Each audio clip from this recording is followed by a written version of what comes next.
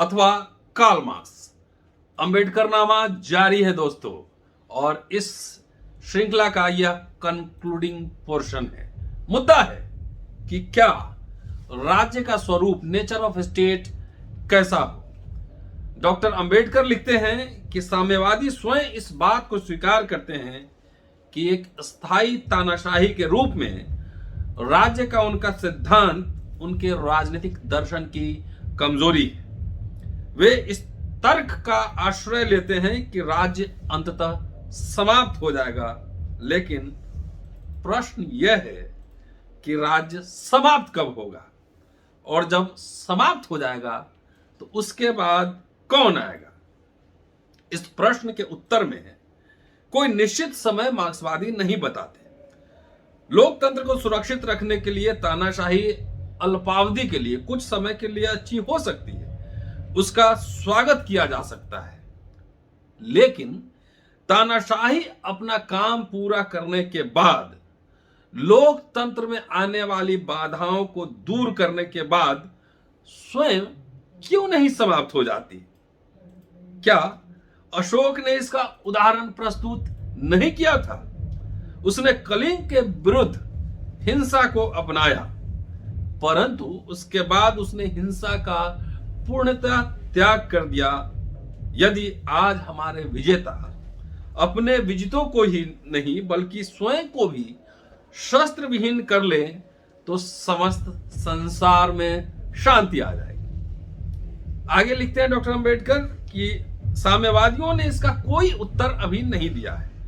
जब राज्य समाप्त हो जाएगा तो उसके स्थान पर आएगा क्या? इस प्रश्न का कोई संतोषजनक उत्तर नहीं दिया है। क्या इसके बाद अराजकता आएगी? यदि अराजकता आती है तो फिर साम्यवादी राज्य से, शासन से क्या लाभ?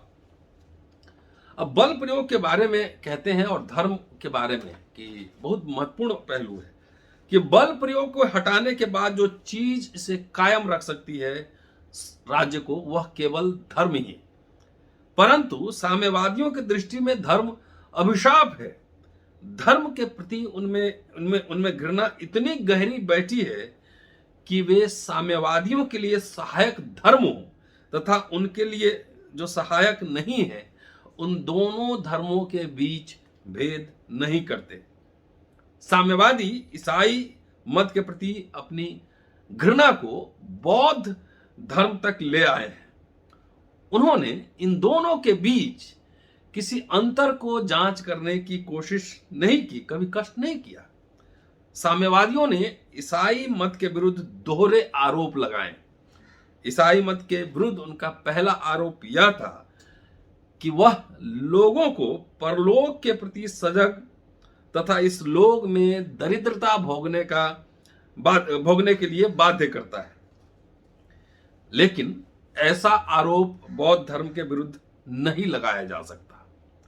ईसाई धर्म के विरुद्ध साम्यवादियों का दूसरा आरोप है, वह भी बौद्ध धर्म पर नहीं लगाया जा सकता।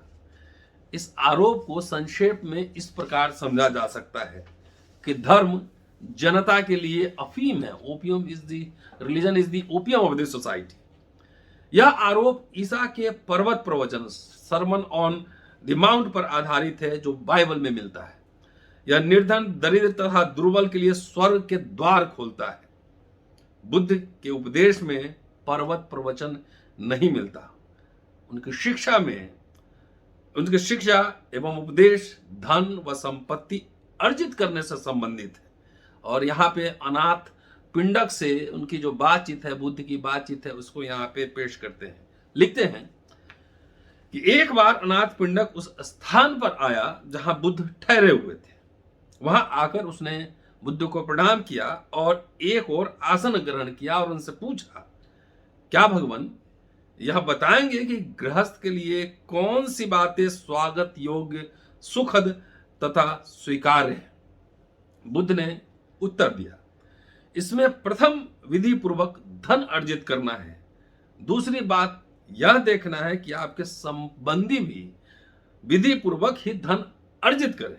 तीसरी बात है दीर्घ काल तक जीवित रहो और लंबी आयु प्राप्त करो। आगे कहते हैं कि गृहस्थ को इन 4 चीजों की प्राप्ति करनी है जो संसार में स्वागत योग्य, सुख कारक और अनिवार्य है।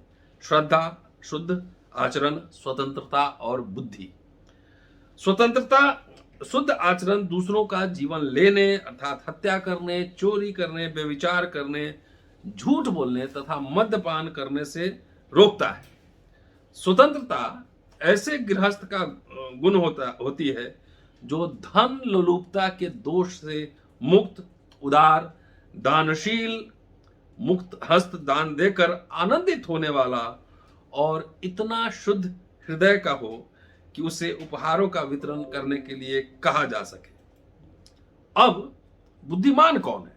कहते हैं वह जो यह जानता है कि जिस गृहस्थ के मन में लालच, धन लोलुपता, द्वेष, आलस्य, उनिंदापन, निद्रालुता तथा संशय है और जो कार्य करना चाहिए उसकी उपेक्षा करता है और ऐसा करने वाला प्रसन्नता तथा सम्मान से वंचित रहता है।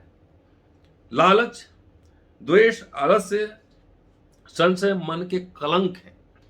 जो गृहस्थ मन के इन कलंकों से छुटकारा पा लेता है वह महान बुद्धि, प्रचुर बुद्धि एवं विवेक, स्पष्ट दृष्टि तथा पूर्ण बुद्धि व विवेक को प्राप्त कर लेता है। अतएव न्यायपूर्ण तरीके से धन प्राप्त करना, भारी परिश्रम के द्वारा अपने भुजाओं से धन संचित करना, पसीना बहाकर परिश्रम करके प्राप्त करना धन को, यही वरदान है। ऐसा गृहस्थ स्वयं को प्रसन्न तथा आनंदित करता है और हमेशा प्रसन्नता और हर्ष से परिपूर्ण रहता है तथा अपने माता पिता, पत्नी तथा बच्चों, मालिकों, श्रमिकों, मित्रों, सहयोगियों, साथियों को भी प्रसन्न रखता है। रूसी विचार, यहां रूस पर आते हैं कि रूसी विचारक ऐसी स्थिति में कि जब बल नहीं रहता है, मतलब ताकत नहीं रहता, साम्यवाद को बनाए रखने के लिए अंतिम सहायता के रूप में बौद्ध धर्म की ओर ध्यान नहीं देते हैं कि जहां राज्य के पास ताकत नहीं है, बंदूक नहीं, तो वहां धर्म जो है राज्य को संचालित करेगा। ये बात कह रहे हैं।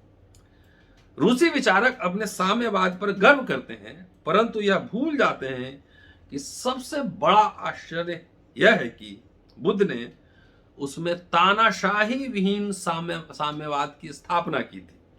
यह हो सकता है कि वह साम्यवाद बहुत छोटे पैमाने पर था परंतु वह तानाशाही विहीन साम्यवाद था। वह एक चमत्कार था जिसे करने में लेनिन असफल रहा।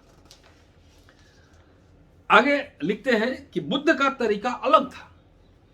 उनका तरीका मनुष्य के मन को परिवर्तित करना था, उनकी प्रवृत्ति व स्वभाव को परिवर्तित करना था ताकि मनुष्य जो भी करे वह उसे स्वेच्छा से बल प्रयोग या बाध्यता के बिना करे।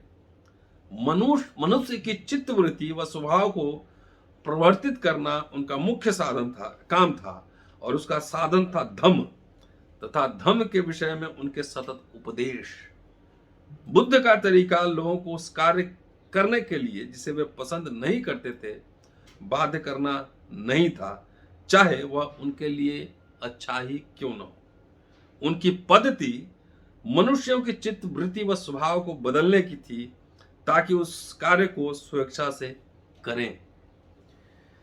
आगे डॉक्टर अंबेडकर लिखते हैं कि यह दावा किया गया है कि रूस में साम्यवादी तानाशाही के कारण आश्चर्यजनक उपलब्धियां हुई, इससे इनकार नहीं किया जा सकता। इसी कारण मैं कहता हूं कि रूसी तानाशाही सभी पिछड़े देशों के लिए अच्छी व हितकर होगी परंतु स्थायी तानाशाही के लिए यह कोई तर्क नहीं है।